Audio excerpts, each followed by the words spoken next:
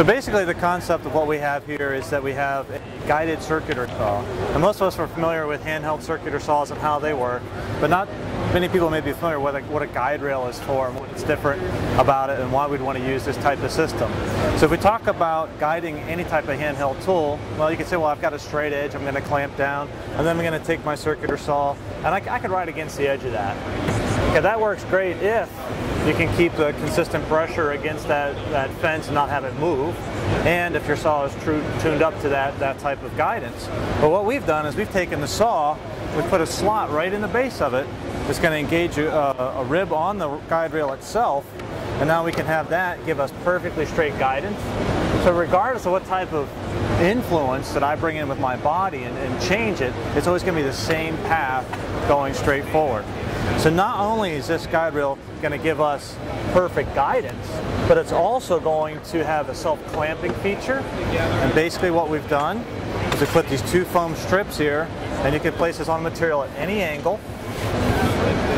Place the saw on the guide rail and know that's exactly where it's going to be. But most importantly, it's where it's going to cut.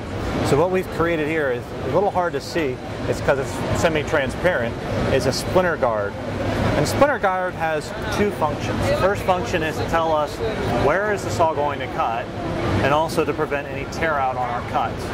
So if I have a couple of marks I want to line up to, all I'm going to do is bring the saw right over to those marks, and because it's a plunging mechanism, it's going to plunge right down through that splinter guard, and that's going to be exactly where that saw is going to cut every time. What we're going to show here is we have a couple of different lengths. We make up to 9 different lengths. You can join them together. But what's we got set up, this would be more for like a cross cut, and this length, that's the one that comes with this saw. So if I want to cross cut a full sheet. The other, we have a longer one here we're going to set up for doing a full rip cut. So we have a couple of different lengths. We also have a couple of different sizes. This is my smaller saw. It's like I said, it's about a 10-pound saw. Handles most sheet goods just fine. And then just to show you a little bit different, we have a little bit model over here. It's got a little greater depth of cut and a little more power for thicker materials or more dense materials. We put a T-slot in the bottom here. Okay. And you can take one of these clamps, open that up. It's going to slide right inside there. Oh, it fits in the T-slot. It allows you to clamp. And so it's below the surface. Exactly. It's out of the way. Okay. And it's adjustable. Would you need to put one on both ends then? I would, if I'm going to do. Okay, but what if this is 54 inches and your panel's 48? What? This thing this will slide in as far as it needs to go. Yeah, okay. Because it's a T-slot. Right? Okay. Cool. It's got full adjustability. That's great. So that's just one of the clamping options for the guide rail. So basically what we've come up with is a parallel guide for the guide rail. It's a piece that it bolts on tool-free, has a couple of stops built in that are fully adjustable. So if I know what width of rip I'm looking to attain, then I'm going to set the stop for that width. So once that's locked in place, all I have to do is butt this up against the material. We're going to make a cut, and then we can butt it back over and over again, and I can get consistent strips out of here, whether they're an inch or so, or they're 26 inches. Do you just need one of these, or do you need 2 of them? Do you butt this up against the edge? Is it square? Well, that's the issue. When we buy sheet goods, does anybody buy any that's perfectly square? Probably not. No, it's a gamble at that. So what we've done is we've ignored this edge. What I want is this cut to always be the same, parallel to the one end to the other. So yeah, instead of one, we're using 2 stops on here now. So I've got one set up on this end, and then I'm going to walk down here. I'm going to set up a second stop down here as well. Okay. Loose that up, bring it in. So once I've got that stop set to the same reading, all I got to do is push this back. So set it the same at both ends. Yeah, so you get the same. But against the stop, so this distance is equidistant. And it's always going to be consistent from one end to the next. Okay. So how about I make a couple of cuts, and let's see if they match up.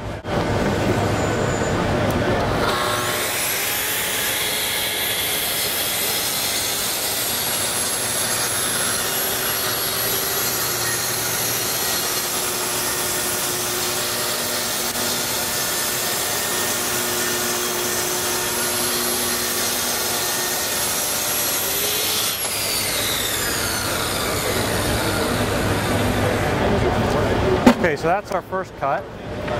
Go ahead and pull that out of there. And let's set it up on the table. Let's see if we can do that again. So once I've got the first one done, again, none of that measuring, marking, move, just kind of move it right back.